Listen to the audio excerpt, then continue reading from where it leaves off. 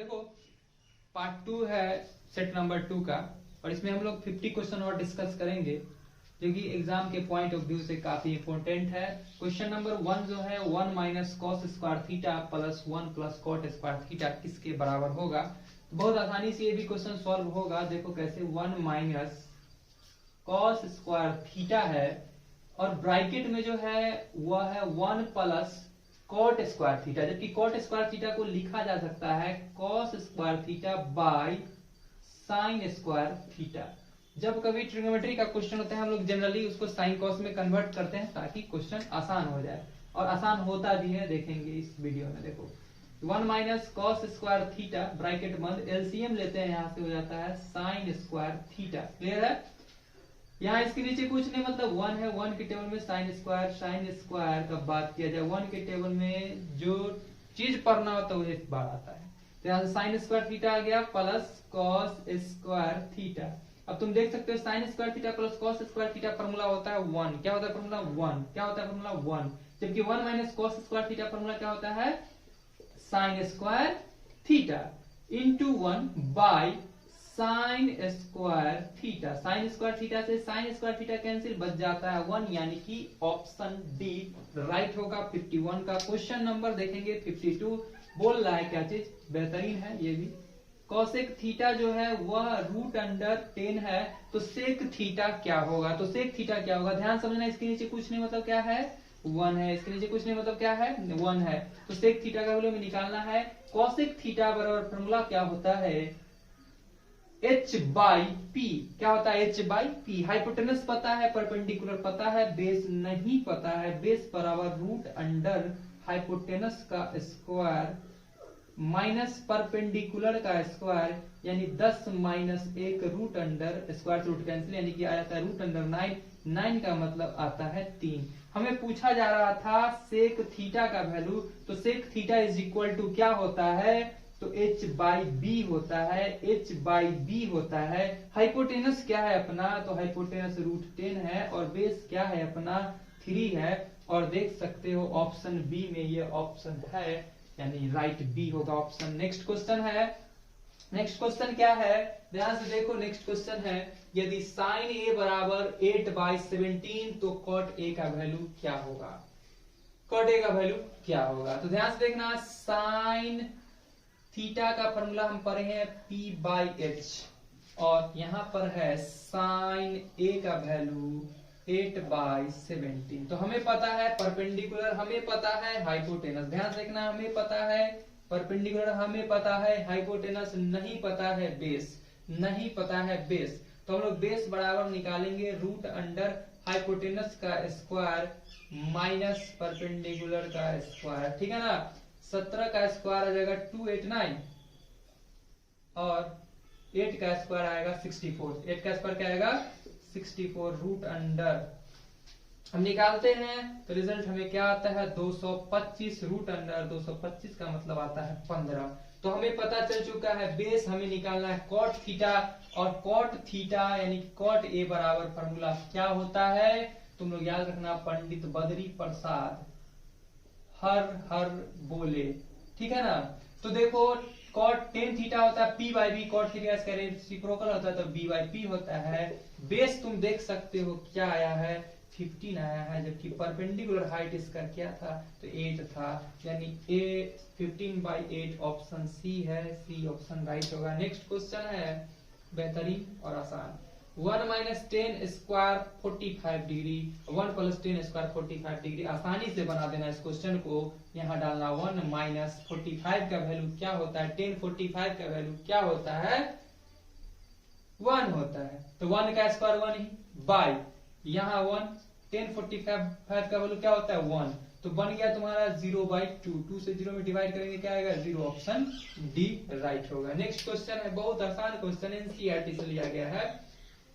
Sign 2a बराबर 2 sign ए कब सत्य हो सकता है? ए के किस मान के लिए सत्य हो सकता है?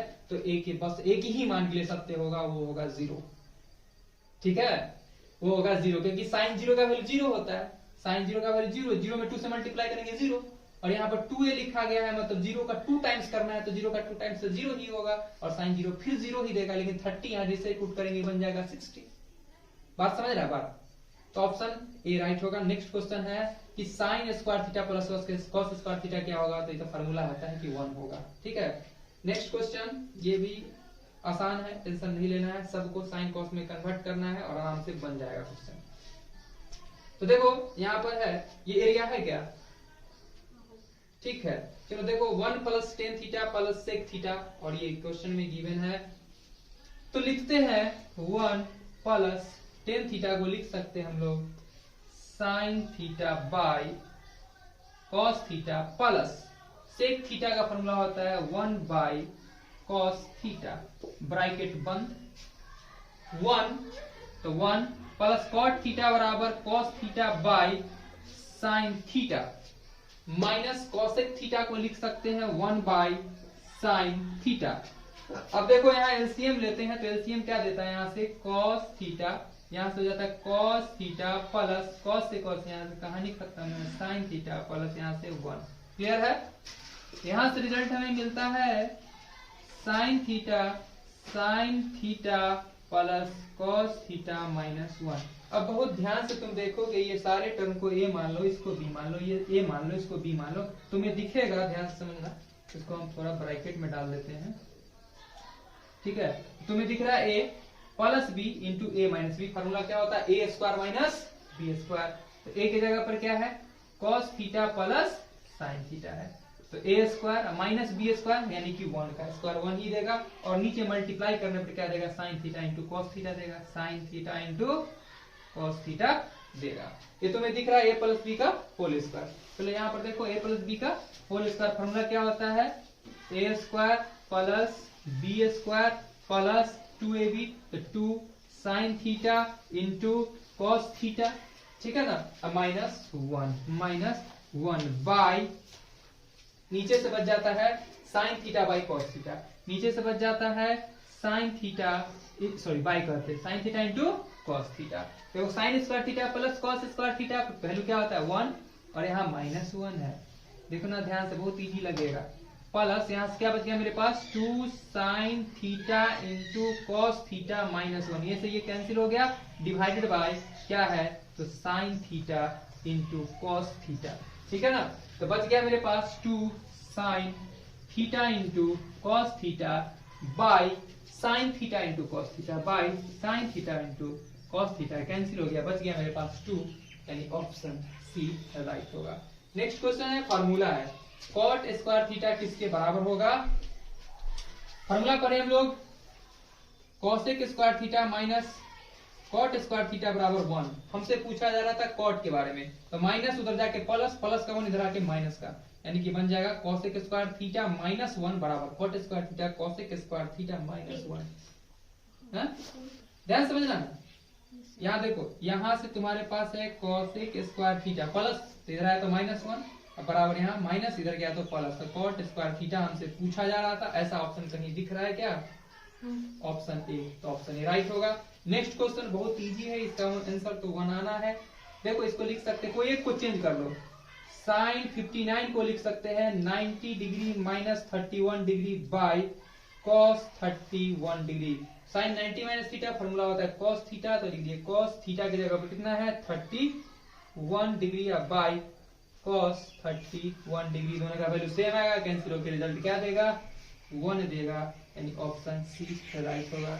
नेक्स्ट क्वेश्चन है थीटा बराबर 60 हो तो sine theta plus cos theta का वैल्यू क्या होगा। तो साइन थीटा की जगह पर 60 डालेंगे, साइन 60 का वैल्यू क्या होता है √3/2, साइन 60 का वैल्यू होता है √3/2 प्लस कॉस 60 का वैल्यू क्या होता है 1/2, क्या होता है 1/2, एलसीएम दिया 2, यहाँ से √3 प्लस 1, तो √3 प्लस 1/2, ऑप्शन ए राइट होगा। चलो इसको कर लो नोट।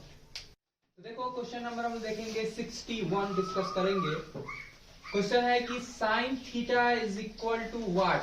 बहुत इजी क्वेश्चन है, ये तो फार्मूला पे आधारित क्वेश्चन है। साइन का रेसिप्रोकल होता है कॉस सेक थीटा, तो 1/cosec थीटा इसका आंसर हो जाएगा। बहुत सिंपल था ये क्वेश्चन। नेक्स्ट क्वेश्चन है किसी मीनार की ऊंचाई 10 मीटर है जब सूर्य का उन्नयन कोण 45 डिग्री हो। ऐसा क्वेश्चन अक्सर पूछा जाता है और इसका जवाब वही होता है जो क्वेश्चन में दिया होता है।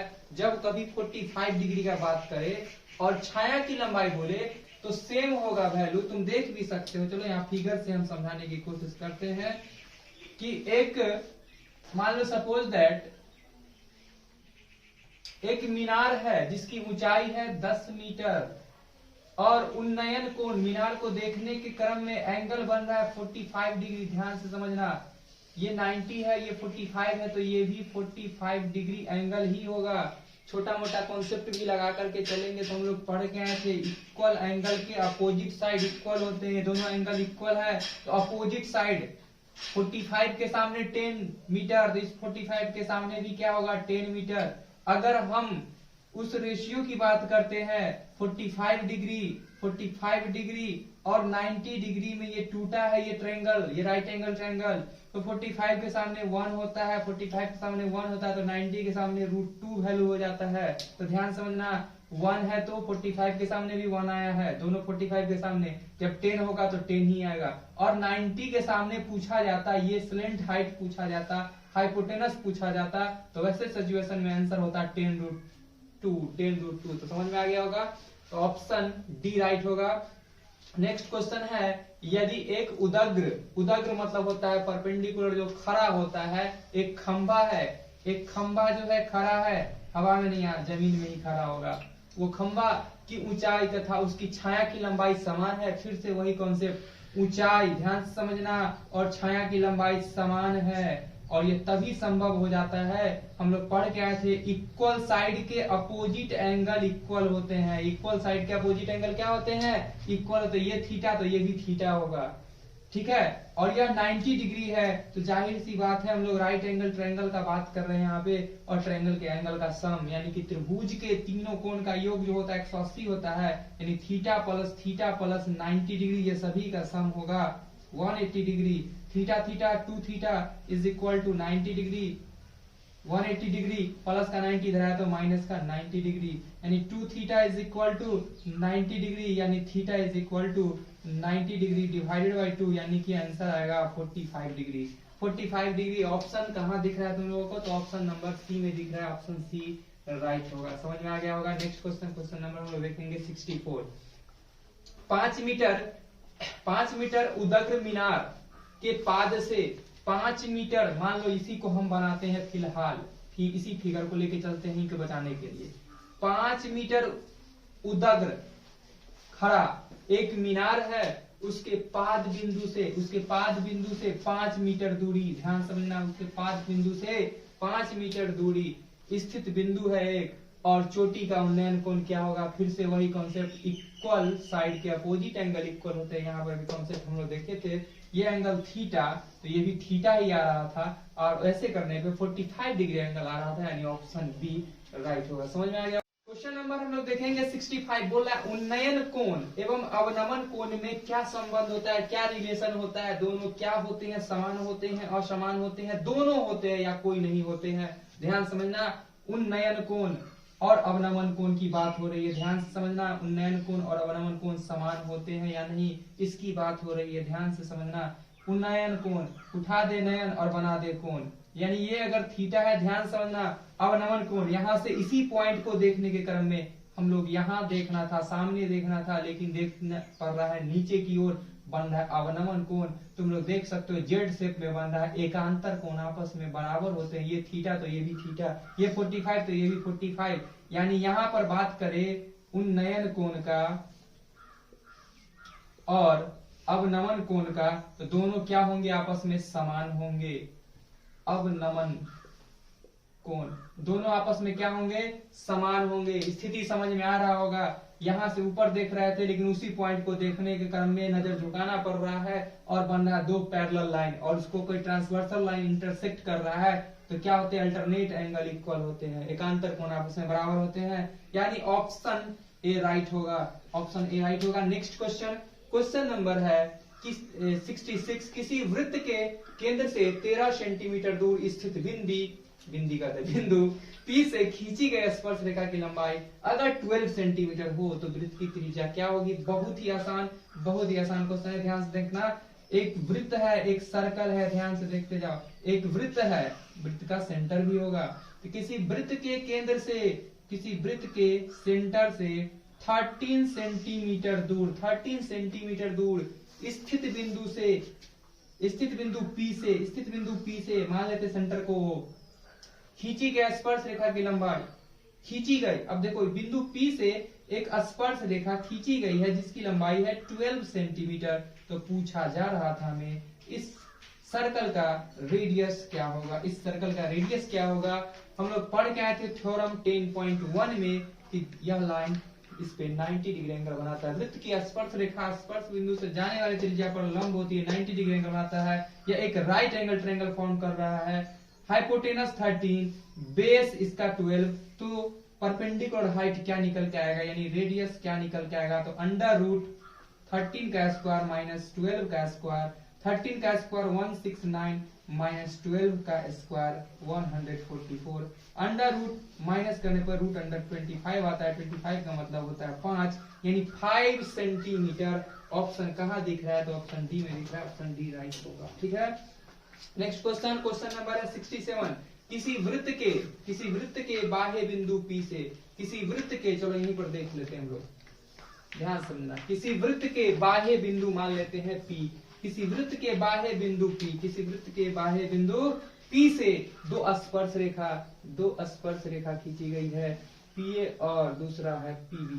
दो स्पर्श रेखा खींची गई है, PA और PB, दो स्पर्श रेखा खींची गई है, PA और PB। यदि PA 4 सेंटीमीटर है, यदि PA 4 सेंटीमीटर है तो पूछा जा रहा है PB क्या होगा, तो ये भी 4 सेंटीमीटर होगा। थ्योरम 10.2 में हम लोग एनसीईआरटी में पढ़े थे, किसी बाह्य बिंदु से वृत्त पर खींची गई स्पर्श रेखा की लंबाई आपस में बराबर होती है।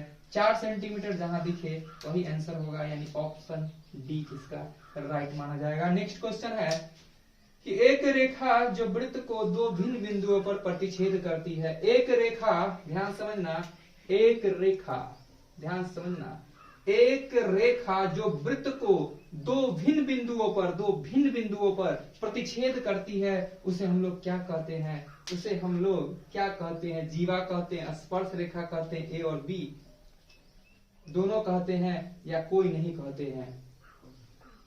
ऑप्शन डी होना चाहिए, कोई नहीं कहते। इसको छेदक रेखा कहा गया, इसको क्या कहा गया है, छेदक रेखा कहा है, छेदी से, क्योंकि वो छेद कर गया है। नेक्स्ट क्वेश्चन है, दो समांतर रेखाओं के बीच की दूरी 14 सेंटीमीटर है, दो, ध्यान समझना, दो समांतर रेखाओं के बीच की दूरी 14 सेंटीमीटर है, एक वृत्त दोनों रेखा को स्पर्श करती है। ध्यान समझना, फिगर को समझना ध्यान से, एक वृत्त है और दो स्पर्श रेखा एक दूसरे के, देखो ध्यान समझना, दो समांतर रेखा है, उसके बीच की दूरी जो है, उसके बीच की दूरी जो है वह 14 सेंटीमीटर है।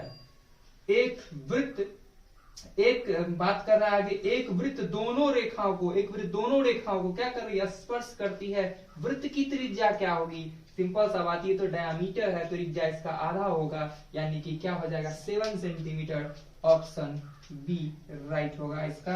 नेक्स्ट क्वेश्चन 70 नंबर क्वेश्चन जो है, यदि कोई रेखा वृत्त को स्पर्श एक बिंदु पर स्पर्श करती, यदि कोई रेखा वृत्त को एक बिंदु पर होगा, यहाँ पर वृत्त को एक बिंदु पर स्पर्श करती है तो वह रेखा कहलाती है, सिंपल सा बात है, स्पर्श रेखा कहलाती है, एक बिंदु पे टच करेगा, ठीक है। हाँ, यहाँ पर सिर्फ होना चाहिए, हाँ सिर्फ लिखा जा सकता है। तो बोला है कि यदि कोई रेखा वृत्त को केवल एक बिंदु पर स्पर्श करती, सिर्फ एक बिंदु पर स्पर्श करती, उसको कहा गया है स्पर्श रेखा, उसको कहा जाता है स्पर्श रेखा ना, टेंजेंट लाइन जिसको कहा गया है। नेक्स्ट क्वेश्चन, किसी वृत्त में केंद्रीय कोण, किसी वृत्त में केंद्रीय कोण की बात हो रही है। कोई वृत्त है, ध्यान समझना, कोई वृत्त है, चलो यहीं पे, यही वृत्त है, हटाओ, यही वृत्त है, कहा है इंक बर्बाद किया जाए, चलो ठीक है। कोई वृत्त है और वृत्त का केंद्रीय कोण, केंद्र पे जो कोण बन रहा है, सेंटर पे जो एंगल बन रहा है, वो बन रहा है 90 डिग्री। कितना बना है, 90 डिग्री। तो त्रिज्य खंड काट लिया जाए तो वृत्त और कटे हुए भाग, वृत्त और कटे हुए भाग के क्षेत्रफल का अनुपात क्या होगा। बहुत ही अच्छा, बहुत ही आसान क्वेश्चन है। हम लोग को पूछा यहाँ पे जा रहा है कि छोटा सा एक वृत्त का हिस्सा बना और पूरा वृत्त बना, वो दोनों के क्षेत्रफल का अनुपात क्या होगा, उसके एरिया का रेशियो क्या होगा। क्षेत्रफल का अनुपात यानी एरिया का रेशियो। पहले लिखा वृत्त, बाद में लिखा है कटा हुआ भाग, यानी वृत्त का क्षेत्रफल पहले लिखा जाएगा। तो ध्यान से समझना, सेंटर पे 360 एंगल बनता है। अगर इसको हम लोग ऐसे डिस्ट्रीब्यूट करें, बांटे, तो हम पाएंगे कि 4 टुकड़ा में बटा है। 4 टुकड़ा में बटा है। एक टुकड़ा ये जो बना है 1/4 पार्ट है सर्कल का। और क्वेश्चन में पहले वृत्त की चर्चा हो रही है, उसके बाद कटे हुए भाग की। तो वृत्त का क्षेत्रफल हम लोग फॉर्मूला पढ़े हैं पाई आर स्क्वायर। ठीक है, यहां तक। बाद में बात हो रहा है छोटका हिस्सा, बट्टा में छोटका हिस्सा 1/4 है, तो 1/4 पाई आर स्क्वायर। ये से ये कैंसिल, ऊपर कुछ नहीं बचा, मतलब 1 बचा। 1 डिवाइडेड बाय 1/4 यानी 1 मल्टीप्लाई 4/1। दैट मीन्स क्या बन गया, ध्यान समझना, 4:1 में हो गया बात। 4:1 में हो गया बात। ऑप्शन बी राइट माना जाएगा इस क्वेश्चन का आंसर। क्वेश्चन नंबर हम लोग 71 डिस्कस कर चुके हैं। 72 38.5 सेंटीमीटर स्क्वायर क्षेत्र वाले वृत्त की त्रिज्या है। इससे आसान क्या हो सकता है, वृत्त की त्रिज्या है, जबकि क्षेत्रफल वृत्त का यानी कि सर्कल का एरिया हमें पता है, फॉर्मूला पाई आर स्क्वायर, वह गिवन है 38.5। 38.5 तो बोल रहा है रेडियस क्या होगा, पाई का वैल्यू हम लोग बैठा देंगे 22/7 into R square is equal to 38.5। 38.5। अब ध्यान से देखो यहाँ पे R square is equal to क्या रिजल्ट आता है, 38.5 डिवाइड है मल्टीप्लाई 7, मल्टीप्लाई है डिवाइड में, यानी जो सट्टा सो बट्टा, जो बट्टा सो सट्टा। ठीक है, पॉइंट उड़ाने के लिए 0 दिए, पॉइंट हो गया कैंसिल, पॉइंट हो गया कैंसिल। अब तो कटेगा, कितना से कटेगा देख सकते हो, 11 से कट रहा है, 11 दूनी का 22, 11 दूनी का 22 और 0, 11 से ही कट रहा है, 11 3 33, 11 5 55, कट रहा है ना, तो काट दिए। अब कटेगा और कुछ, हाँ कटेगा 5 से, 5 चौका 22, 5 7 35। ध्यान समझना, R square is equal to यहां से आ गया 7 मल्टीप्लाई 7/4 को लिख सकते हैं 2 मल्टीप्लाई 2।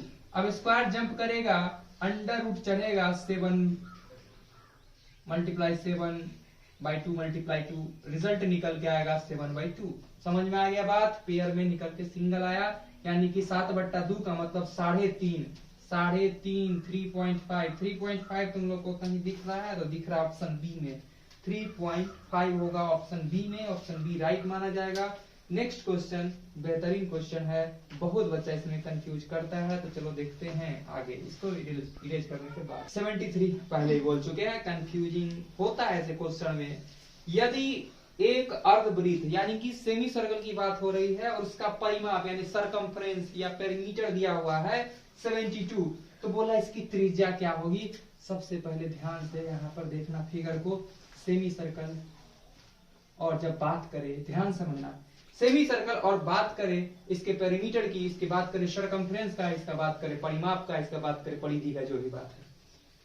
हाँ, तो यहां से अगर हम शुरू करें तो यहीं पहुंच जाना, यहां से शुरू करके फिर घूम करके हम लोग यहीं पर जब पहुंच जाएंगे तो बोलेंगे कि एक रोटेशन कंप्लीट हो चुका है, तब जाकर बोलते हैं कि परिमाप हो चुका है, यानी परिक्रमा कर चुका है। न कि यहां से आकर के यहां पहुंच जाना। बच्चा गलती वही करता है, आंसर नहीं आता है। बच्चा क्या करता है, वृत्त की परिधि हम लोग पढ़े थे 2πr, बच्चा यही गलती करता है, आधा वृत्त है तो बाई 2 कर दिया और पाईआर में वैल्यू बैठा करके आंसर निकाल के खुश हो जाता है। लेकिन ऐसा कुछ नहीं है, यहाँ पे पाईआर तो होगा ही, लेकिन उसके साथ साथ ये डायमीटर भी ऐड होगा, यानी डी भी ऐड होगा। और डी मतलब क्या, तो डी मतलब 2r ऐड होगा। समझ में आ गया बात। तो ये चीज गिवन है कितना 72 सेंटीमीटर। अब बोला इसकी त्रिज्या क्या होगी, जबकि पाई का वैल्यू लेना है 22/7। अब ध्यान समझना, दोनों के पास कॉमन लेने को है r, दोनों के पास है कॉमन लेने को r, यहां से बच जाता है pi plus 2 is equal to 72 centimetre. समझ में आ गया बात, ठीक है। तो r निकालना था एज इट इज, पाई का वैल्यू 22/7 प्लस 2 ब्रैकेट बंद इज इक्वल टू 72 सेंटीमीटर। अब आंसर परफेक्ट आएगा और सही। तो r इंटू एलसीएम क्या आया दोनों का 7, तो यहाँ से 22 एज इट इज प्लस इसके नीचे कुछ नहीं मतलब 1 की टेबल में 7 टाइम्स आ जाता है, यहाँ से हो जाता है 14 बराबर 72 सेंटीमीटर। तो R मल्टीप्लाई दोनों को ऐड करने पर क्या आ जाएगा 36/7 इज इक्वल टू 72 सेंटीमीटर। ठीक है ना। अब देखो 36 दूना 72, this implies R is equal to 2 multiply 7 centimetre, divide में तो मल्टीप्लाई में यानी कि 14 सेंटीमीटर। यही फाइनल आंसर होगा जो कि ऑप्शन ए में तुम लोग को दिख रहा होगा। तो ऑप्शन ए राइट माना जाएगा। क्वेश्चन नंबर हम लोग देखेंगे 74। चलो इसको इरेज करने के बाद तो देखो क्वेश्चन नंबर 74। क्वेश्चन है कि दो वृत्त के क्षेत्रफल का अनुपात 4:1 है, तो उसकी त्रिज्या का अनुपात क्या होगा। दो वृत्त के क्षेत्रफल का अनुपात, क्षेत्रफल को देखो 4:1 है, यानी एक छोटा एक बड़ा वृत्त का बात हो रहा है। लेकिन पहले बड़ा वृत्त है जिस वजह से 4 आया है, बाद में छोटा वृत्त है जिस वजह से 1 आया है। यानी बात करें वृत्त का क्षेत्रफल, फॉर्मूला हम लोग पढ़ के थे पाई आर स्क्वायर। पहले बड़का था इसलिए हम कैपिटल आर ले लिए, बाई बाद में छोटका था स्मॉल आर ले लिए, स्क्वायर इज इक्वल टू दिया है 4:1 यानी कि 4/1 कर दिए। अब देखो पाई से पाई हो जाता है कैंसिल, स्क्वायर जंप करेगा अंडर रूट, देखो दोनों के ऊपर स्क्वायर है, होल स्क्वायर चढ़ सकता है, इज इक्वल टू 4/1 लिखा जा सकता है। तो कैपिटल आर बट्टा small R is equal to root under 4/1, नहीं 2/1 आएगा, मतलब 2:1 रिजल्ट देगा। देख सकते हो ऑप्शन बी में है, ऑप्शन बी राइट होगा। नेक्स्ट क्वेश्चन है किसी वृत्त की परिधि दिया हुआ है, किसी वृत्त का सरकमफ्रेंस, कोई सर्कल का सरकमफ्रेंस हमें गिवन है और इसका रेडियस निकालना है। सर्कल का सरकमफ्रेंस फॉर्मूला है 2πr, जो कि गिवन है कितना 4 6 2, 2 से कट गया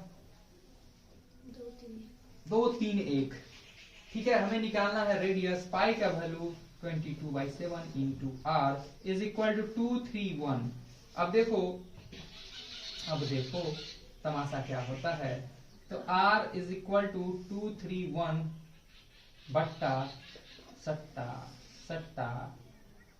बट्टा, दोनों को मल्टीप्लाई करते हैं, 7 एकम 7 और 7 21 बच गया 2 और 7 दूनी 14 2 16 बट्टा में है 22। 22 से डिवाइड करोगे तुम्हें रेडियस निकल के आ जाएगा, डिवाइड करके देख लेना रेडियस क्या निकल के आएगा इसका। अच्छा ठीक है, देख सकते हो यहाँ पे ये कट सकता था, 22 से तो कट सकता था, 22 करते 11 से 11 दूनी 22 और 11 से ही कट रहा था, 11 दूनी 22 11 एकम 11, यानी रेडियस इज इक्वल टू 154, एक मिनट 154 करते हैं 144 ना, 144 बट्टा 2, सही बोल रहे हैं ना। और 2 से कट जाएगा कितना 2 7 14 2 दूनी 4 यानी 72, 72 काटने में मिस्टेक हो रहा है कहीं, सॉरी 7 एकम 7 7 एकम 7 7 दूनी 14। ठीक है, तो ये कट गया तुम्हारा 2 7 14 2 3 6 पॉइंट दे करके बच गया मेरे पास 1 2 5 10 यानी कि 73.5, ऑप्शन ए। हाँ, नेक्स्ट क्वेश्चन नंबर हम लोग 76। एक वृत्त का क्षेत्रफल दूसरे वृत्त के क्षेत्रफल का 16 गुना है। एक वृत्त का क्षेत्रफल मान लो suppose that pi capital R square है और दूसरा वृत्त का क्षेत्रफल पाई स्मॉल आर स्क्वायर है। तो कैपिटल आर बड़ा वृत्त को रिप्रेजेंट कर रहा है, स्मॉल आर छोटा वृत्त को रिप्रेजेंट कर रहा है। तो 16 से इसको गुना करेंगे तब जाके दोनों इक्वल होगा। अब देखो पाई से पाई हो जाता है कैंसिल, पाई से पाई हो जाता है कैंसिल, तो इसके मल्टीप्लाई में कुछ नहीं मतलब 1 है। तो capital R square divided by small R square is equal to 16, इसके नहीं कुछ नहीं मतलब एक छुपा हुआ है।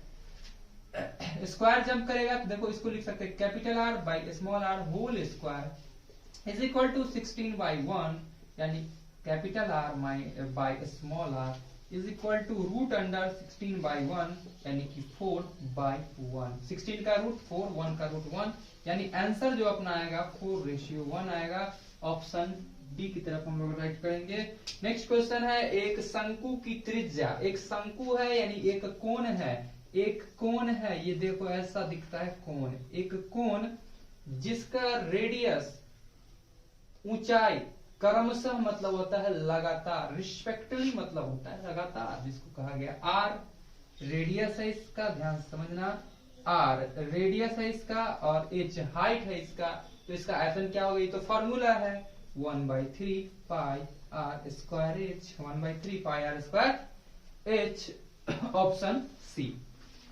नेक्स्ट क्वेश्चन है, क्वेश्चन नंबर हम लोग डिस्कस करेंगे 78।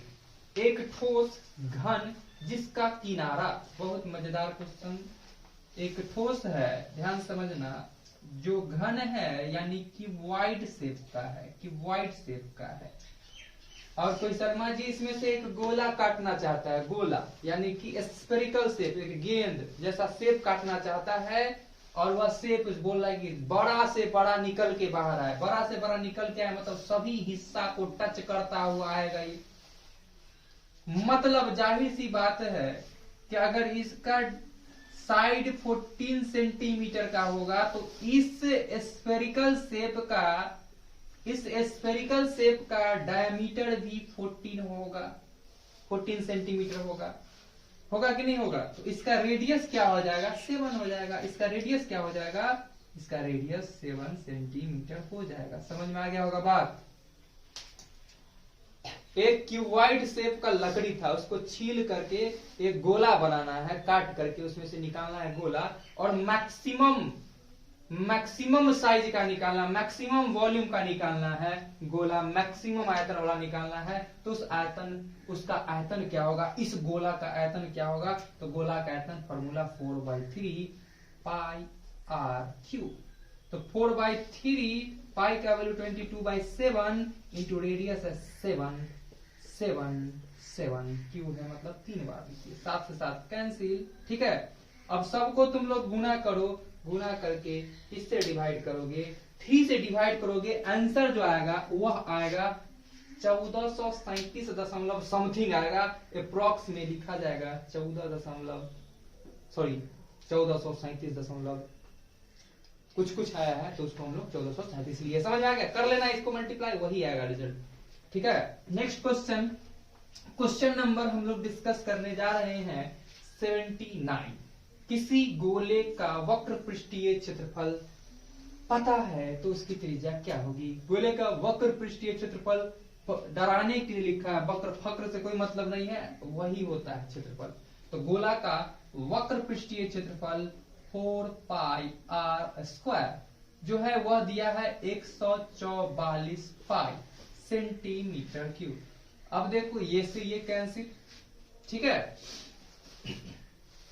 अब देखो चाहे तो काट दो, 4 से इसको काट दो, 4 तिहाई 12, हाँ 4 तिहाई 12 बच जाएगा 2, 4 छक 24, स्क्वायर जब करेगा रूट अंडर, तो r is equal to root under 36 centimetre, sorry यहाँ स्क्वायर है, ठीक है। So radius is equal to 6 centimetre, option जहां दिखे दाग देना, ऑप्शन ए, ठीक है। नेक्स्ट देखो ये क्वेश्चन में भूल से भी ऐसा भूल मत करना कि तुम लोग पहले वॉल्यूम का फॉर्मूला लिख करके, ऐसा काउंची कभी नहीं करना कि कोण का वॉल्यूम जो होता है, क्वेश्चन में दिया हुआ है एक शंकु का आयतन दिया हुआ है, तो शंकु का आयतन 1/3 पाई आर स्क्वायर एच होता है, और उसको तुम लोग बैठ करके 1570 करके यहाँ से रेडियस वेडियस का वैल्यू निकालने का भूल कभी नहीं करना, और इससे तुम लोग कुछ निकालने का भूल कभी नहीं करना, नहीं तो तुम लोग फंस जाओगे बुरे तरीके से।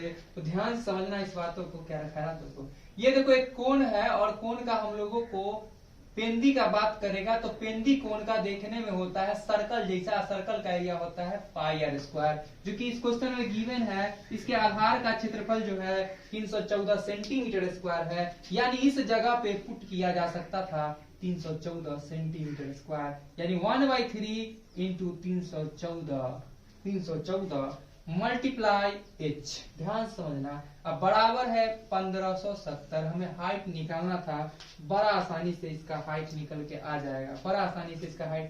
जाएगा, ध्यान समझना। 314 के टेबल में ये 5 टाइम्स कैंसिल हो जाता है, 14 पंचे 70 और 5 3 15 कैंसिल हो गया, और ये 3 डिवाइड का था, इधर आके मल्टीप्लाई का, तो हाइट इज इक्वल टू 5 गुने 3 यानी कि आ जाता है 15, ऑप्शन दिख रहा है हमें बी, तो ऑप्शन बी राइट माना जाएगा। नेक्स्ट क्वेश्चन है बहुपद 2 minus x bracket x minus 1 के शून्यक का गुणनफल होगा। तो शून्यक का गुणनफल होता है अल्फा इंटू बीटा, फॉर्मूला होता है अल्फा इंटू बीटा बराबर सी बाई ए, फॉर्मूला होता है अल्फा इंटू बीटा बराबर क्या होता है सी बाई ए। तो हमें सी ढूंढना होगा, ए ढूंढना होगा। तो सबसे पहले यह एक द्विघात बहुपद द्विघात के फॉर्म में नहीं दिया है, इसको द्विघात के फॉर्म में सिंप्लीफाई करेंगे। 2 एज इट इज रहेगा, माइनस x से x को मल्टीप्लाई करेंगे, x स्क्वायर होगा, माइनस माइनस प्लस होगा, x 1 जा x होगा। ठीक है, अब इसका कंपेयर हम लोग करेंगे किसके साथ, ध्यान समझना, X square plus B X plus C के साथ करेंगे। ध्यान से समझना एकदम इजी वे में। यहाँ एक्स स्क्वायर के कोफिशिएंट a है, जबकि यहाँ एक्स स्क्वायर के कोफिशिएंट माइनस कुछ नहीं मतलब 1 है, यानी कि a का वैल्यू यहाँ माइनस 1 है, b का वैल्यू यहाँ पर ध्यान समझना x के कोफिशिएंट b है और यहाँ x का कोफिशिएंट कुछ नहीं मतलब क्या है 1 है, तो b का कोफिशिएंट 1 है। c का कोफिशिएंट c का कोफिशिएंट c तो ऑलरेडी कांस्टेंट है, कांस्टेंट की जगह पर 2 है, कांस्टेंट की जगह पर 2 है और फॉर्मूला बोलता है c बाई ए, यानी 2 बाई ए की जगह पर -1 डिवाइड करेंगे -2, ऑप्शन ए राइट होगा। नेक्स्ट क्वेश्चन, क्वेश्चन नंबर 82, यदि एक्स स्क्वायर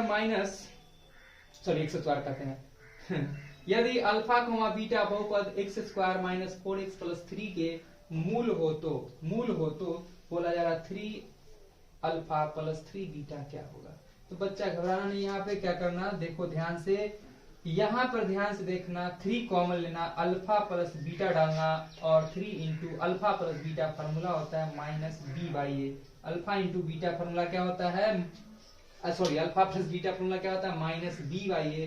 तो b का वैल्यू ढूंढना, ये होता है इसका कोफिशिएंट a, इसका कोफिशिएंट b, इसका ये तो कांस्टेंट c होता है, तो b का कोफिशिएंट -4 है, तो हम लोग 3 एज इट इज रहने दिए, माइनस फार्मूला वाला और माइनस ये वाला बन गया +4 और बाई एक एक जगह पर देखो कुछ नहीं मतलब क्या है 1 है, तो बाई 1 यानी कि बन गया 4 तिहाई 12 यानी कि 12, 4 तिहाई 12 यानी कि 12, ऑप्शन ए राइट होगा। चलो इसको इरेज करते हैं, नेक्स्ट क्वेश्चन देखते हैं हम लोग आगे। तो देखो डिस्कस करेंगे क्वेश्चन नंबर 84। क्वेश्चन है कि निम्नलिखित में से कैसे, निम्नलिखित में से कौन बहुपद है। बहुत इजी क्वेश्चन है, बहुपद है, बताए थे तुम लोगों को एक ट्रिक जिसके सहारे बहुत आसानी से हम लोग पहचान लेते थे बहुपद को। ऐसे तोड़ते थे बहु और पद। हालांकि मैथमेटिकली देखा जाए बहु का मतलब होता है बहुत सारा, पोली जिसको कहते हैं, और पद का मतलब होता है टर्म्स, बहुत सारे टर्म मिलकर के बहुपद का निर्माण करता है। लेकिन टेक्निकली ये बात बोला गया, लेकिन इसको हम लोग एक ट्रिक के माध्यम से समझना चाहे तो बहुत ज्यादा आसान हो जाता है बहुपद की पहचान करना। हम लोग क्लास 10th में फिलहाल बात करते हैं 1 वेरिएबल की, और बहुपद की पहचान करने के क्रम में हम लोग वेरिएबल यानी कि चर नहीं चर की बात करते हैं, चर मान वेरिएबल यानी कि चर मान जो भटकते रहता है। चर और अचर का संयोग होता है इसमें, ठीक है, अलग बात है। लेकिन चर को देखा जाता है, चर मान कभी भी रूट में नहीं होगा, कभी भी बट्टा में नहीं होगा, कभी भी घट्टा में नहीं होगा, घटा में नहीं होगा, ठीक है। कभी भी उसका एक्सपोनेंट डिग्री निगेटिव नहीं होगा, डिग्री क्या नहीं होगा, निगेटिव नहीं होगा। बहु को हम बोलते थे कन्या, तो कन्या आजकल की जो होती है क्या घूंघट में रहना पसंद नहीं करती, बट्टा में नहीं रहती, मतलब किसी के पैर के नीचे दब के नहीं रहती, घटा मतलब घटा वाला कोई सौदा नहीं करती, निगेटिव में कभी नहीं रहती। तो इस लिस्ट में तुम लोग देखोगे चर का मान बोला जाए एक्स वाई जेड आमिमली कठहर वगैरह, मतलब जो भी है जो वैल्यू चढ़ता है, मतलब क्या होता है वेरी करता है, ए से लेकर जेड तक का जो भी वैल्यू है, तो उसमें हम देखेंगे वो कभी देखो घूंघट में दिख गया तो समझ जाना बहुपद तो होगा ही नहीं। तो बोला निम्न में से कौन बहुपद है, निम्न में से कौन बहुपद है। तो ध्यान समझना, ये एक्स रूट वाला नहीं, बहुपद तो है ही नहीं, ये बहुपद तो है ही नहीं। बोले बट्टा में नहीं, घूंघट में नहीं, ये भी बहुपद नहीं है, ये भी बहुपद नहीं है, ये भी बहुपद नहीं है। अब देखो देखो बोले थे क्या चीज हम, डिग्री एक्सपोनेंट जो होता है वो बट्टा में नहीं होना चाहिए। एक्सपोनेंट जो होता है डिग्री निगेटिव नहीं होना चाहिए, डिग्री क्या नहीं होना चाहिए, फ्रैक्शन में नहीं होना चाहिए, भिन्न में नहीं होना चाहिए। डिग्री क्या नहीं होना चाहिए, भिन्न में नहीं होना चाहिए। भिन्न का मतलब ही रूट फुट होता है देखो ये हाफ है मतलब रूट में है ये, तो ये भी नहीं होगा, ये भी नहीं होगा। ऑप्शन डी राइट होगा। ध्यान से समझना। तो बोलेगा सर इसमें भी तो रूट है, लेकिन इसमें रूट जो है किसके साथ है, कांस्टेंट टर्म के साथ है, कांस्टेंट टर्म के साथ है, वेरिएबल के साथ नहीं है, यानी ऑप्शन डी राइट होगा। समझ में आ गया होगा। Next question. अच्छा 83 छूट गया, अच्छा ठीक है छूट गया तो पढ़ कर लेते हैं। 83 नंबर क्वेश्चन है द्विघात बहुपद x, बहुत आसान क्वेश्चन है। द्विघात बहुपद x into 2x minus 5 minus 3 के शून्यक का योग। जब बात करें शून्यक का योग यानी अल्फा प्लस बीटा, फॉर्मूला होता है माइनस बी बाई। इसको इससे मल्टीप्लाई किया गया तो बन गया 2x स्क्वायर। इसको इससे मल्टीप्लाई किया माइनस का बन गया 5x। इसको इससे थोड़ी मल्टीप्लाई करेंगे तो अलग है माइनस 3। तो ध्यान से समझना, b का वैल्यू -5 है, माइनस वाला फॉर्मूला तो प्लस का 5 भाई। a का वैल्यू क्या है 2 है तो डाल दिए 2, 5/2 दिखेगा ना, 5/2 ऑप्शन डी होगा। ऑप्शन डी होगा 5/2। नेक्स्ट क्वेश्चन है 85। यदि 2x plus 3y is equal to 12 है और 3x minus 2y is equal to 5 है, तब x का वैल्यू क्या होगा। इस क्वेश्चन को तुम लोग चाहोगे तो वैल्यू डालकर भी बना सकते हो और नहीं तो सॉल्व करके बनाओ। तो देखो सॉल्व करके बनाते तो हम क्या करते, हमारे पास है 2x प्लस 3y जो है वो 12 के इक्वल है, और दूसरा है 3x minus 2y is equal to किसके इक्वल है, 5 के इक्वल है। अब देखो अल्टर पल्टर कर देना, इसमें 2 से मल्टीप्लाई और ये वाला 3 इसमें मल्टीप्लाई, अब बैलेंस हो जाएगा। 2 से 2 दूनी 4x, 2 को कर दिए 3 से तो 6y, 2 से 12 में किए तो 24। समझ में आ रहा बात।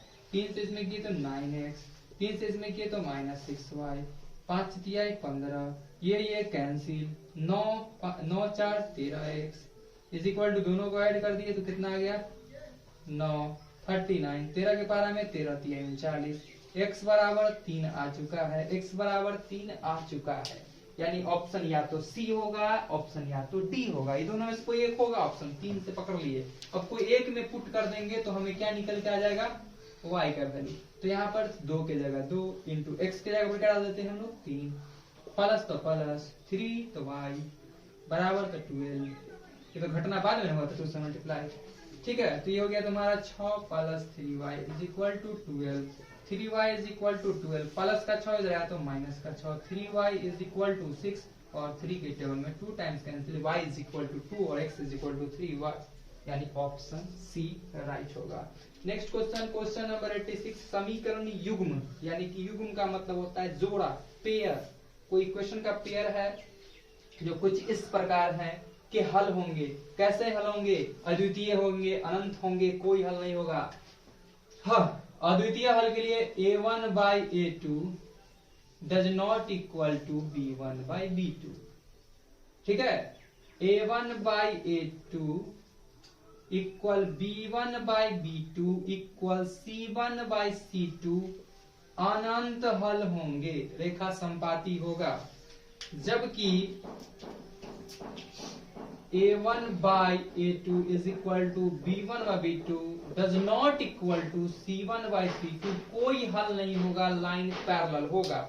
इस इक्वेशन को हम लोग कंपेयर करते हैं तो देखो इसमें कोफिशिएंट क्या है, ध्यान समझना। a1 के जगह क्या है 1 है, b1 के जगह क्या है 2 है, c1 के जगह क्या है 5 है, a2 के जगह क्या है यहाँ देखो तो -3 है, b2 के जगह क्या है यहाँ -6 है और c2 के जगह क्या है यहाँ 1 है। अब चेक करते हैं इस कंडीशन में कहाँ पर अटकता है बात। तो यहाँ a1 by a2 की बात हो रही है, 1 by -3 इज इक्वल टू लिखते हैं 2 by -6। ये कट के दे दिया, यहां तक दे दिया टर्म। अगला टर्म चेक करते बराबर 5/1 क्या आया, डज नॉट इक्वल टू, ये ऑप्शन में गया, लाइन पैरेलल होगा, कोई हल नहीं होगा, ऑप्शन सी सही होगा। ठीक है, नेक्स्ट क्वेश्चन है, उसके लिए इसको इरेज करते हैं। ठीक है, क्वेश्चन है यदि समीकरण kx माइनस 5y बराबर 2 और 6x plus 2y is equal to 7 के कोई हल ना हो तो k का मान क्या होगा। कोई हल ना हो, लाइन पैरेलल होगा, ऐसे सिचुएशन में क्या होगा, a1 by a2 is equal to b1 by b2 does not equal to c1 by c2। तो जब ये बात कर रहा है डज नॉट इक्वल टू, तो इससे हम लोग को रिजल्ट निकाल नहीं पा रहे हैं, तो इसको हम पहले कर लेंगे और इससे भी बात है शुरुआत का। यानी यहाँ पर a1 की जगह पर तुम देख सकते हो क्या है, k है, बाय a2 की जगह क्या देख सकते हो, 6 है, बराबर की जगह बराबर है, b1 की जगह पर क्या है तो -5 है, और b2 की जगह पर क्या है तो 2 है। ठीक है ना। अब क्रॉस मल्टीप्लिकेशन करते हैं तो 2k is equal to result निकलता है हमें -6 पंजे 30 और 2 के पढ़ा में 15 मरतबे कैंसिल, तो k is equal to -15। Option D right होगा इस क्वेश्चन का आंसर। ठीक है, अगला क्वेश्चन नंबर 88। दो चर में एक घातीय समीकरण है जिसका डिग्री 1 होता है, एक घातीय। यदि प्रतिच्छेद रेखा हो तो हल की संख्या क्या हो। ध्यान समझना कितना इजी। एक रेखा दूसरी रेखा को प्रतिच्छेद करती है, काटती है, इंटरसेक्ट करती है, तो केवल एक ही जगह पर इंटरसेक्ट ना करेगा, एक ही जगह पर करेगा तो केवल एक ही हल होगा, सिर्फ एक ही हल होगा। समझ में आ गया बात। रैखिक समीकरण युग्म की बात हो रही है, और यहाँ पर जो ऑप्शन देखे तो कुछ बात नजर आया हम लोगों को, अविरोधी का बात आया, विरोधी का बात आया, आश्रित का बात आया। तो इस चीज को, इस कंडीशन को हम एक बार बता देते हैं ताकि तुम लोग को सुविधा हो समझने में। देखो, एक लाइन दूसरे लाइन को इंटरसेक्ट करता है, ऐसे सिचुएशन में केवल एक हल होता है, यानी कि बोलते हैं उसको क्या चीज, केवल एक हल को बोलते हैं हम लोग यूनिक सॉल्यूशन इंग्लिश में, केवल एक हल या अद्वितीय हल। और जब अद्वितीय हल होता है तो अविरोधी होता है ना, अविरोधी होता है, यानी कि एक दूसरे को विरोध नहीं करता है, एक दूसरे के लिए बना है और उसके लिए कुछ निकाल के देता है रिजल्ट।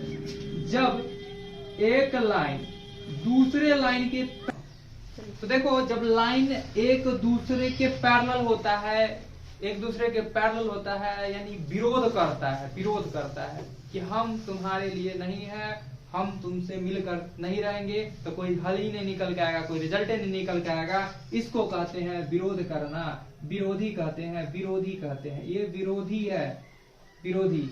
और एक लाइन चल रहा था, उसी के ऊपर दूसरा लाइन आके चला जाए तो कहते हैं आश्रित है, उस पर डिपेंड है, आश्रित है, उस पर डिपेंड है, उसको कहते हैं हम लोग आश्रित कहते हैं, उसको कहते हैं आश्रित।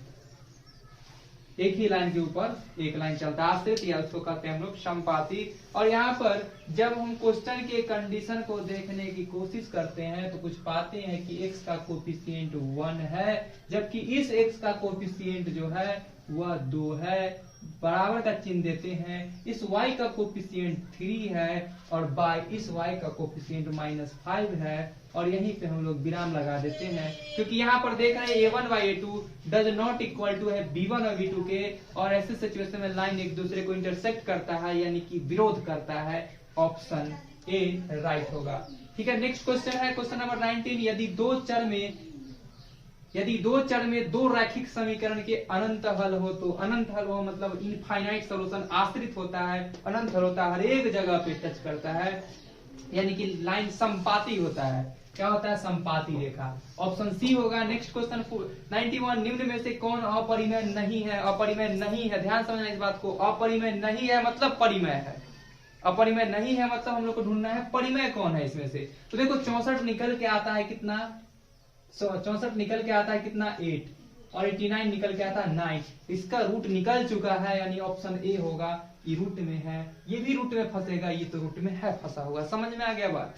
Next question, question number 92। 5, 15, 20 के एलसीएम और एचसीएफ का रेशियो क्या होगा। एलसीएम निकालना है और एचसीएफ का रेशियो क्या होगा। एलसीएम मतलब होता है क्या, जो लिखा गया इस सभी के टेबल में सबसे पहले कौन सा नंबर है जो आके टकरा जाता है, मिल जाता है। 5 के टेबल में, 15 के टेबल में और 20 के टेबल में सबसे पहले कौन सा नंबर है जो आ जाता है, जो आ जाता है। ध्यान समझना, सबसे पहले हमको ऐसा लग रहा है कि 60 जो है 60 जो है वो आएगा सबसे पहले टकराने के लिए, क्योंकि 20 के टर्म में 40 जो होता है वो नहीं होता है किसके साथ, 15 के साथ नहीं होता है, होता है 5 के साथ, 15 के साथ नहीं होता है, बात नहीं आएगा। यानी 60 होगा इसका एलसीएम, निकाल भी सकते हो तुम लोग, एलसीएम आएगा 60। तो एलसीएम तुम्हारा आया है 60, ध्यान समझना। बोला रेशियो निकालने के एलसीएम बाय एचसीएफ। एचसीएफ क्या आएगा, हाईएस्ट कॉमन फैक्टर की बात हो रही है, सबसे ज्यादा क्या है जो सब में है प्रेजेंट।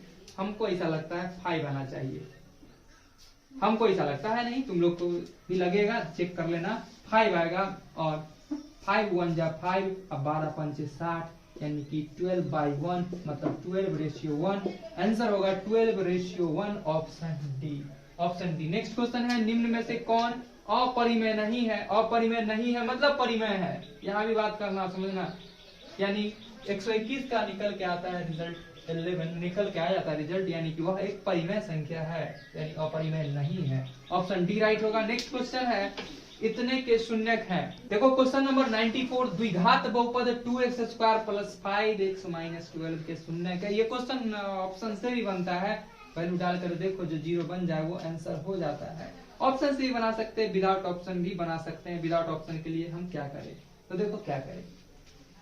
तो क्वेश्चन है कि 2x² + 5x - 12। ऑप्शन से क्या कहने का मतलब, x का वैल्यू तुम लोग 4 पुट करके देख लेना, ये 0 देगा कि नहीं। x का वैल्यू 3/2 पुट करके देना, 0 देगा कि नहीं। अगर 0 ये देता है तो ये आंसर है, नहीं देता है मतलब दूसरा ट्राई करेंगे, और बिना ट्राई के लिए बनाना है तो देखो इसको इससे मल्टीप्लाई, 0 निकालना, इसका शून्य निकालना, इसको 0 के बराबर करते हैं। और हम लोग पढ़े हैं, चर पद को अचर पद के साथ गुना करे, गुणनफल को इस प्रकार तोड़े कि जोड़ के या घटा के बीच वाला पद प्राप्त हो जाए। तो हम लोग 2x² को -12 से गुना करते हैं, आता है -24x², और इसको ऐसे तोड़ना है कि टूट जाए 5। ठीक है, x² आराम से टूट जाएगा। 24 को तोड़ते हैं हम लोग, ध्यान समझना। 2 से तोड़े 12, 2 से तोड़े 6, 2 से तोड़ दिए तो 3, 5 पुर रहा है। कैसे पुर रहा है 5, ध्यान से देखना। 3 दूनी 6 और 2 दूनी 4, नहीं पूरा। अब देखो 2 दूनी 4, 4 दूनी 8, 8 में से 3 जाएगा तो 5 पुर जाएगा। लेकिन माइनस में पुराना था, तो देखो कैसे पुर रहा है कि नहीं, भी चेक कर लेंगे। जो टर्म को तोड़ेंगे उसका मल्टीप्लाई करके भी देखेंगे ये आ रहा है कि नहीं। तो हम लिख दिए इसको प्लस, ध्यान से समझना, 8x - 3x। अब देखो 8 3 24, प्लस माइनस माइनस पुर गया, x × x, x² पुर गया, मतलब सही है। -12 = 0, दोनों के पास कॉमन लेने को है 2 और x कॉमन ले लेते हैं। यहां से मेरे पास बच जाता है x और प्लस यहां से बच जाता है 4। यही चीज यहां लिखते हैं थोड़ा जगह छोड़कर, और बराबर 0 मल्टीप्लाई करते हैं -3 से, पुर गया -3 माइनस प्लस माइनस 4 × 12, यानी x + 4 कॉमन ले लिया जाए तो यहां से बच जाता है 2x और -3 और बराबर 0। ठीक है, यहां तक तो कोई दिक्कत नहीं है। बारी बारी से 0 के बराबर करते हैं। एक बार करते हैं x + 4 = 0, दूसरा बार करते हैं 2x - 3 = 0। यहां से x बराबर आता है -4, जबकि यहां से निकल के आता है 2x = -3 दिया तो +3, यानी x बराबर आता है 3/2। ऑप्शन नंबर तुम लोग को दिख रहा होगा बी, ऑप्शन नंबर बी इस क्वेश्चन का राइट आंसर होगा। नेक्स्ट क्वेश्चन, क्वेश्चन नंबर है 95। क्वेश्चन है, यदि x² + 5x + 8 के शून्यक अल्फा तथा बीटा है तो अल्फा + बीटा का वैल्यू क्या होगा। तो अल्फा + बीटा फॉर्मूला -b/a। ध्यान समझना, b x के कोफिशिएंट को बतलाता था, तो यहाँ पर है माइनस फॉर्मूला वाला, और b की जगह है 5/a। x² के कोफिशिएंट को बतलाता है, यहाँ पर है 1, यानी रिजल्ट आया है -5। रिजल्ट आया -5, ऑप्शन बी में है, तो ऑप्शन बी राइट होगा। नेक्स्ट क्वेश्चन 96 जो है, दो संख्याओं a और 18 का एलसीएम है 36, एचसीएफ है 2। एलसीएम है 36, एचसीएफ है 2, तो a का मान कितना, आसान क्वेश्चन है। दो संख्याओं का गुणनफल बराबर होता है एलसीएम गुणे एचसीएफ। दो संख्याओं का गुणनफल, मान लेते हैं a और b गुण, दो संख्या है, इसका गुणनफल बराबर क्या बोलेंगे, एलसीएम गुणे एचसीएफ। तो a नहीं पता, b के जगह पर पता 18 बराबर एलसीएम पता है कितना 36, और एचसीएफ पता कितना 2, 18 दूनी 36, यानी a बराबर 2 दूनी 4, a बराबर 2 दूनी 4 ऑप्शन सी राइट होगा। कितना इजी क्वेश्चन था। नेक्स्ट क्वेश्चन है, यदि P तथा Q दो अभाज्य संख्या है तो उनका एचसीएफ क्या होगा? 1 होगा। दो अभाज्य संख्या है उसका एचसीएफ क्या होगा? दो अभाज्य संख्या किसे कहते हैं? वैसी संख्या को कहा गया है अभाज्य संख्या जिसका कोफिशिएंट क्या हो, सॉरी कोफिशिएंट कहते हैं जिसमें एक और सौ के अलावा किसी और से भाग न लगता हो, वही ना होता है अभाज्य संख्या, प्राइम नंबर। तो जैसे 2 और 3 दोनों अभाज्य संख्या, दोनों का एचसीएफ निकालने चले हम लोग, तो क्या कॉमन दिखेगा? इसको लिख सकते हैं 1 × 2, इसको लिख सकते हैं 1 × 3। दोनों में कॉमन क्या दिख रहा है? सिर्फ 1 ही तो कॉमन दिख रहा है, ऑप्शन डी होगा। ठीक है, इसके अलावा कुछ भी तुम अभाज्य संख्या लेके देखो, 1 के अलावा कुछ नहीं दिखेगा एक्स्ट्रा नया। ठीक है, सबसे छोटी अभाज्य और सबसे छोटी भाज्य संख्या का गुणनफल क्या होगा? 8 होगा क्या? 8 होगा क्या? हाँ, सबसे छोटी अभाज्य संख्या क्या है? 2 है। और जबकि सबसे छोटी भाज्य संख्या क्या है? 4 है। 4 है, तो क्या रिजल्ट आएगा? 8। ठीक है, 4 ही भाज्य संख्या है सबसे छोटी, क्योंकि 2 और 3 तो ध्यान से समझा, 2 और 3 तो अभाज्य की श्रेणी में चला गया था ना। नेक्स्ट क्वेश्चन है, निम्न में से कौन सी अभाज्य संख्या है? इसमें से कौन अभाज्य संख्या है? तो बताए थे, क्या बात अभी तुरंत तो बोले थे, जिस संख्या में एक और सौ के अलावा किसी और से भाग न लगता हो, यानी कि वह केवल 1 के टेबल में आता हो या वो खुद के टेबल में आता हो। 29 सिर्फ 1 के टेबल में या 29 के टेबल में आता है। 25 5 के टेबल में आता है। 25 के टेबल में आता है। 1 के टेबल में भी आता है, तो बात खत्म है। 16 2 के टेबल में भी आता है, 4 के टेबल में भी आता है, 8 के टेबल में भी आता है, 16 के टेबल में भी आता है, और 1 के टेबल में तो आता ही है। 15 1 के टेबल में आता है, 3 के टेबल में आता है, 5 के टेबल में आता है, और 15 के टेबल में भी आता है। तो ये आंसर तो होना नहीं है, तो ऑप्शन नंबर ए राइट होगा। नेक्स्ट क्वेश्चन बहुत ही अच्छा, बहुत आसान क्वेश्चन है। 3.27 पर बार है। जब बार है, रिकरिंग है, यानी कि नंबर क्या है? ये नंबर जो है क्या है? नंबर जो है, जब बार की बात होती है, ये मतलब नंबर को रिपीट कर रहा है। नंबर रिपीटिंग नंबर है, लेकिन कैसा है? कैसा नंबर है? 27 रिपीट कर रहा है बार बार। अगर टर्मिनेटिंग नंबर सुना होगा तुम लोग, रेशनल डेसिमल पहचानने का, terminating, non terminating. Terminating repeating number होता है, नॉन रिपीटिंग नंबर होता है। तो नंबर रिपीटिंग है, और रिपीटिंग नंबर क्या होता है? हमेशा परिमेय संख्या होता है। तो एक परिमेय संख्या को रिप्रेजेंट कर रहा है, क्योंकि इसको हम लोग p/q के फॉर्म में लिख सकते हैं, क्योंकि इसके बाद 27 बार बार आएगा, और इसमें 100 से मल्टीप्लाई करके हम लोग क्लास 9 में पढ़े थे, इसको p/q के फॉर्म में कन्वर्ट कर सकते हैं।